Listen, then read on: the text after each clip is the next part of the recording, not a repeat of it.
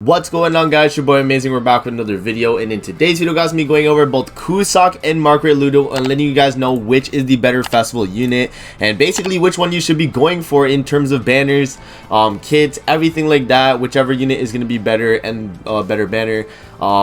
That's basically that. Let's hop into the video, man. All right, so I have both Cusack and Ludocia pulled up. Shout out to GC Database. And then I also have both their banners pulled up on the JP 7 Deadly Sins Grand Cross notice page.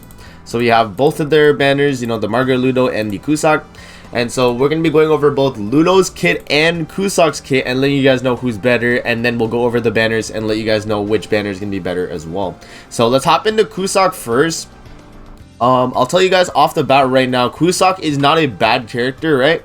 But I don't know if he was deserving of the festival, like, you know, of the festival power, I guess. Like, you know, I don't think he's like on par with like the really high tier festival units. I'll tell you guys right now. But he is still a decent unit. So let's hop in. We'll go over his stats, his kit, and let you guys know how good he is, basically. So for his stats, they're actually not too bad. You know, 4,400 CC. I don't know, like, we could actually check the CC rankings, actually. Let me see. CC ranking, where is it? Here we go. Let's actually see how high the CC ranking is for you know, Cusack here. So Cusack is actually okay, so he's like right under Goss Elizabeth. That's still fairly good. Like, he's still easily like top 15, I think, if I'm not mistaken. That's like, you know, almost 30k CC. Not a bad unit, right? Not a bad unit. So that's already good off the bat. You know, his attack, defense, HP is not too bad. Pierce rate is really good. His crit damage is pretty high. Lifesteal 15% is pretty high as well. Those are like the main notable things.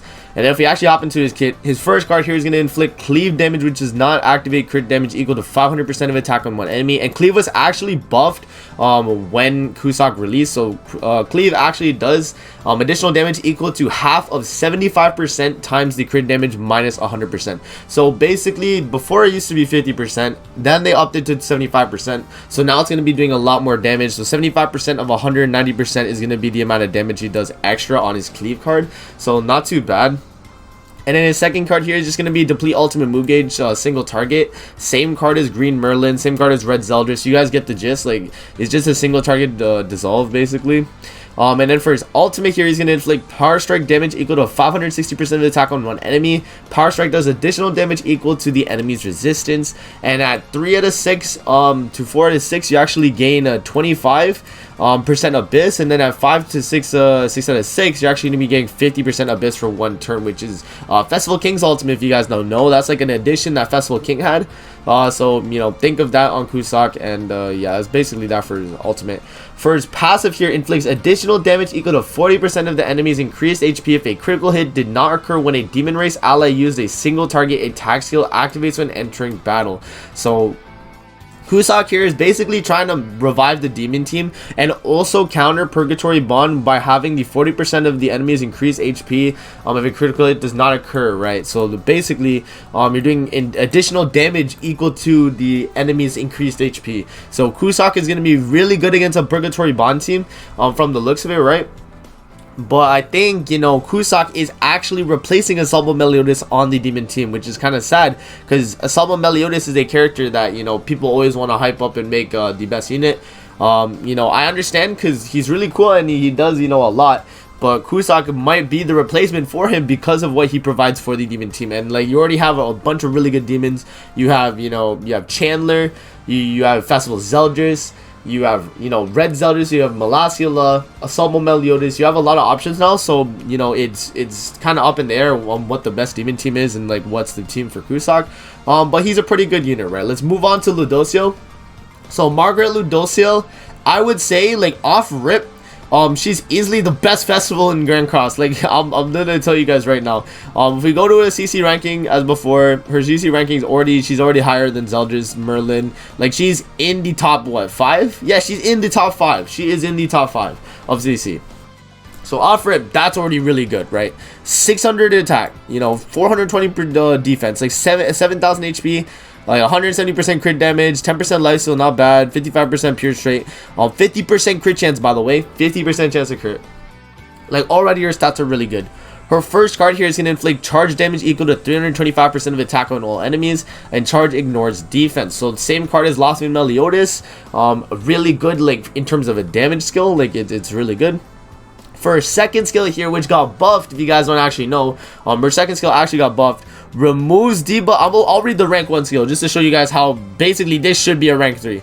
Removes debuffs from all allies, increases damage dealt to enemies by 30%, decreases damage taken for enemies by 20% for 2 turns.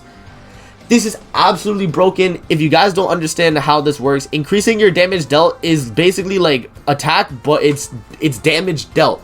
30% damage dealt to enemies is actually like broken. Like 30% is already a lot, right? And then you reduce your damage taken, so this is gonna be like basically the defense like reduction, like it's damage reduction basically.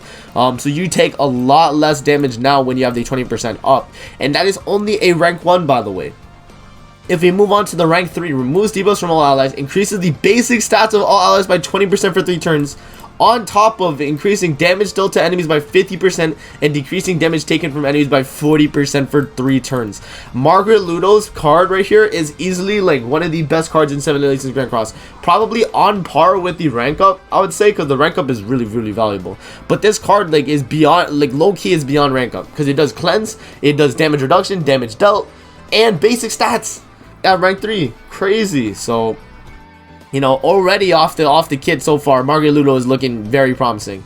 For her passive here, she's going to increase the basic stats of Goddess Race allies by 8% every time an ally uses a stance or buff skill.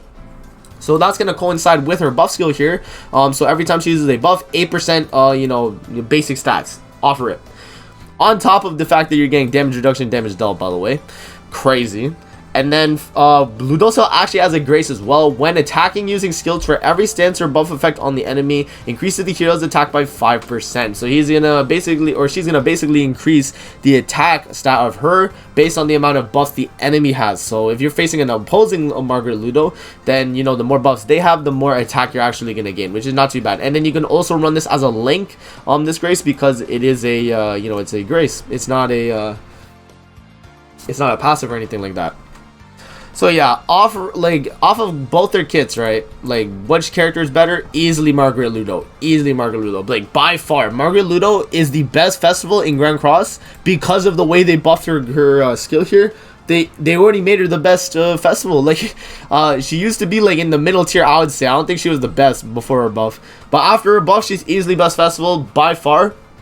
So that's just what you guys need to know right there. Let's move on to the banners now, and we'll actually go over. So Cusack's banner is going to be right here. And then we're going to have Margaret banners right here. So Margaret banner is going to come out 2 weeks before Cusack's, right?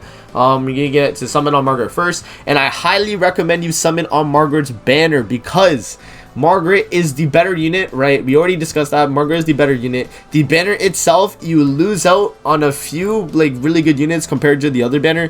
If you're summoning on you know, Cusack's banner, you were trying to get probably what, like Green Gother, you're trying to get, you know, Oslo and Hawk, Red GN, and then the rest of the coin shop's commandments are like, you know, on the banner as well, which they're on both banners, so that doesn't change much. You're losing out. If you're summoning on the Cusack banner, you're losing out on the Archangel, so you're losing out on Sariel, Tarmiel, and Ludociel, and then you're also losing out on Chandler, and then Elat and Belion, which Elat and Belion aren't like the craziest, right? But you know, if you're summoning on the Ludo banner, you're actually losing out on Oslo and Hog, Red Giant Dien. You have Green Roxy, Red Shin, and then Green Gother. So it depends on who you kind of like go for in terms of like characters, but like overall, I'd say the Ludo banner is probably as good. Like, the main thing carrying the Cusack banner is Green Gother, I'd say. Like, because, you know, we don't really need to like talk about the coin shop commandments, because they're both the same on both the banners. So realistically, depending on who you go for, I would say Ludo's banner is still better, because the character itself is just a better unit. And also, like, if you pull Ludo, like if you pull one copy of Ludo, you're set. Like, because Ludo does not need dupes. Cusack, he does kind of need dupes for him to be viable, because, you know, the Abyss effect on his ultimate, which is kind of there, and then, like, you know, his passive doesn't really need dupes or anything like that. But I think having dupes on Cusack is a lot more important than Ludociel. So if you could just pull for Ludociel, get one copy, then you're chilling, right? Like, I just think that's just the better way, just the better plan. But yeah, like overall the banners are basically the same. You're not missing out on much depending on which banner you summon on. They're basically the same, so you know, you pick and choose what you want. But yeah, that's basically gonna be it for the video, guys. That's it, man. Summon on Ludo, I'd say, if you're free to play, because Ludo is just gonna be better. Also, they expect you to use Ludo on the final boss Zeldris and Esterosa, by the way. So if you actually plan on doing it, like, I'll pull it up. But if you actually plan on doing this, you know, Margaret is a carry for this. Like, the full goddess team is definitely the wave. If you want to get like a top 5% score, you're definitely going to need the full goddess team. So that's even more incentive to summon on the Ludociel banner instead of the Cusack banner, because we don't really need Cusack for anything at the moment. So yeah, that's basically it. I hope you guys enjoyed the video. Don't forget to like, comment, subscribe as always. If you guys want to see more videos like this, definitely let me know in the comment section below. And I'm going to see you guys in the next video. Peace out and have a great rest of your day.